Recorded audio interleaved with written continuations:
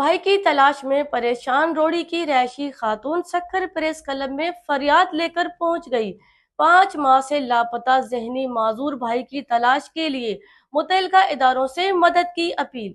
روڑی کی رہائشی شبیرہ خاتون نے اپنے ذہنی معذور بھائی کی گمشدگی کے حوالے سے سکھر پریس کلب میں میڈیا نمائندگان سے گفتگو کرتے ہوئے شبیرہ خاتون نے بتایا کہ ان کے بھائی نصرت بھٹو کو لاپتہ ہوئے 5 ماہ کا عرصہ گزر چکا ہے، لیکن تاحال اس کا کچھ نہیں پتہ چل سکا۔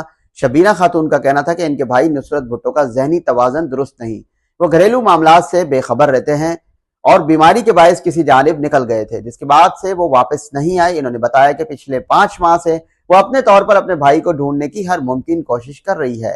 مختلف تھانوں، اسپتالوں اور فلاحی اداروں سے بھی رجوع کیا، لیکن کوئی سراغ نہ مل سکا۔ انہوں نے اعلیٰ حکام، متعلقہ اداروں خصوصاً پولیس، ریسکیو اور فلاحی تنظیموں سے اپیل کی ہے کہ ان کے بھائی نصرت بھٹو کی تلاش میں مدد فراہم کی جائے تاکہ وہ بحفاظت گھر لوٹ سکے۔